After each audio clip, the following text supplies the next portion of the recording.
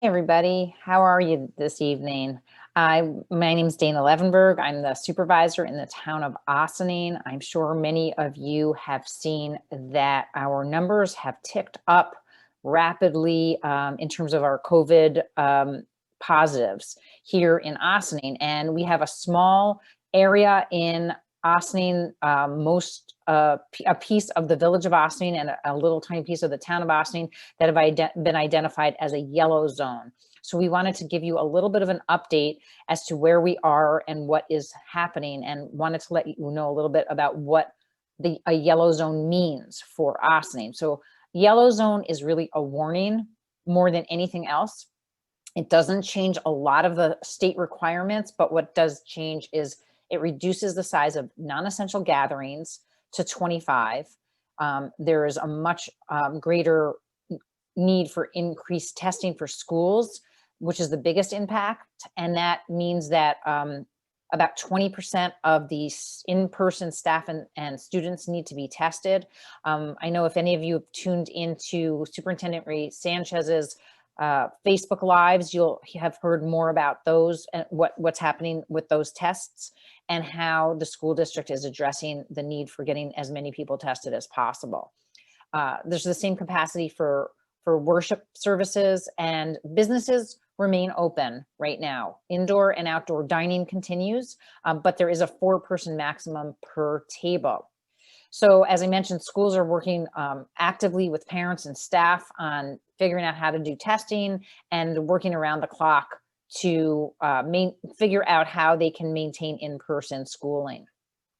The yellow zone is really a time to see if we can get our numbers down before we end up having to find ourselves in an orange or red zone. Those zones are much more restrictive and in fact start really hurting our businesses. So we want to do whatever we can right now at this time to make sure that we get out of the yellow zone, but not so that we go into orange or red, so that we're out of it completely.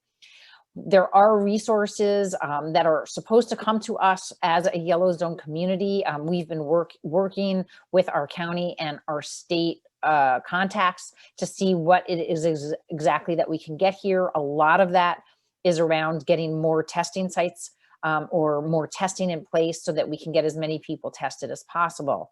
But there are also other types of resources in place for people who do get tested and find that they are in fact positive. And that's to help people who need to isolate, and also to help people with any other types of resources that they might need. If they can't do their own shopping, or they need groceries, or they need prescription medications, all of those things, the county can provide help and resources. So we need to make sure that we know if anybody is sick. And most of the time that would be through the contact tracing program, where once identified as positive, the county is going to be reaching out to you, and also the state will be reaching out to you. So please make sure you answer the phone if you get a call from a contact tracer, and make sure that you let them know what your situation really is if you're positive, because we want to make sure that we can do our best to keep people in place and away from others so that we can curtail the spread here in our community. There are many more testing sites available than there used to be, for example, like in March or April.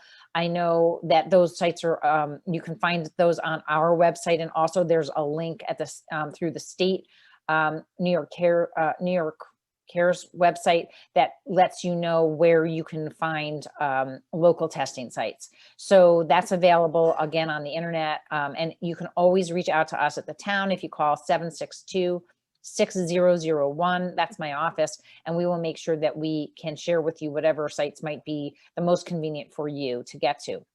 We're anticipating another drop off from our county executive of additional personal protective equipment, including masks and more hand sanitizer.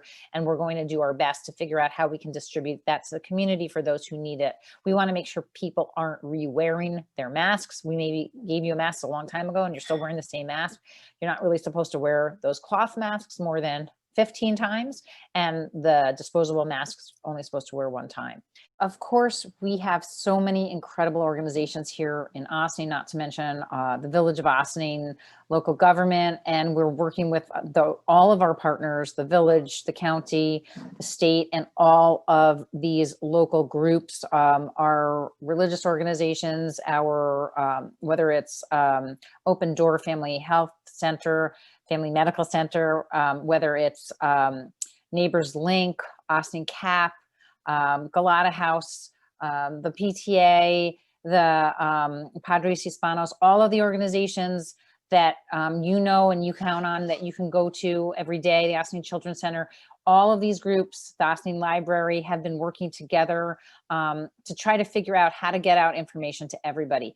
As we find out about additional resources, whether we find out we have additional testing sites or other additional ways to get help to our community, we will share it on whether on our e-blasts, on our websites. So for us, it's townofossining.com, villageofossining.org, and all of those other websites that you count on to go to every day. We will continue to share all this information. Please do look at those websites for resources if you need anything immediately. And just once again, D. Levenberg at townofossining.com is my email, or you can call my office at 914-762-6001.